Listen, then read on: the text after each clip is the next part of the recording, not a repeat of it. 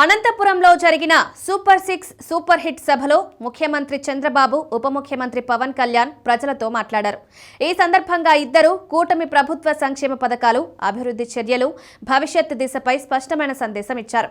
చంద్రబాబు మాట్లాడుతూ సంక్షేమం అంటే కేవలం ఓట్ల కోసం చేసే రాజకీయం కాదని, ప్రజల జీవన ప్రమాణాలు మెరుగుపరచడమే లక్ష్యమన్నారు. దసరా రోజున వాహనమిత్ర పథకం ప్రారంభించి ప్రతి ఆటో డ్రైవర్కు 15,000 ఆర్థిక సాయం అందిస్తామన్నారు. పేదవాడి ఆకలి తీర్చాలనే లక్ష్యంతో రాష్ట్ర వ్యాప్తంగా ఏర్పాటు చేసిన అన్నా క్యాంటీన్ల ద్వారా లక్షల మందికి భోజనాలు అందించామన్నారు.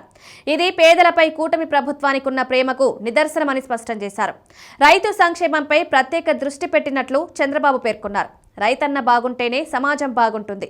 అందుకే అన్నదాత సుఖీభవ పథకం తెచ్చాం. కేంద్రంతో కలిసి ఏడాదికి 20,000 ఇస్తామని హామీ ఇచ్చాం. తొలి విడతలోనే 7,000 పంపిణీ చేశాం. ఇప్పటి వరకు 47 లక్షల మంది రైతులు ప్రయోజనం పొందారు.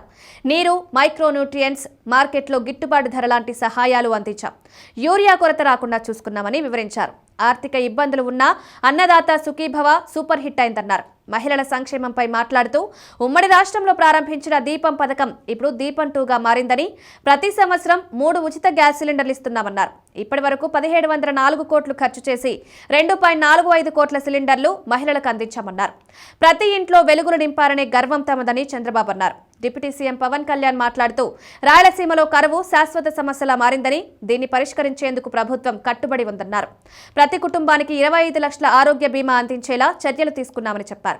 గ్రామీణ ప్రాంతాల్లో 4,000 కిలోమీటర్ల సీసీ రోడ్లు నిర్మించామని, పీఎం జన్మన్ పథకం కింద 1,005 కోట్ల రూపాయలతో 625 గిరిజన గ్రామాలను రోడ్లతో అనుసంధానిస్తున్నామన్నారు. ఇకపై ఏజెన్సీ ప్రాంతాల్లో డోలీ మోతలు వినిపించవని హామీ ఇచ్చారు. పచ్చదనం పెంపు కోసం 1,000,000 మొక్కలు నాటే కార్యక్రమాన్ని ప్రారంభించినట్లు పవన్ కళ్యాణ్ తెలిపారు. యువతకు ఇక్కడే విద్య, ఉపాధి అవకాశాలు కల్పించేందుకు ప్రణాళికలు సిద్ధం చేస్తున్నామని, ఎవరికి బయటకు వెళ్లాల్సిన అవసరం లేకుండా చూస్తామన్నారు. ప్రజా ప్రయోజనాల కోసం కూటమి పార్టీలు ఎల్లప్పుడూ ఐక్యంగా పనిచేస్తాయన్నారు.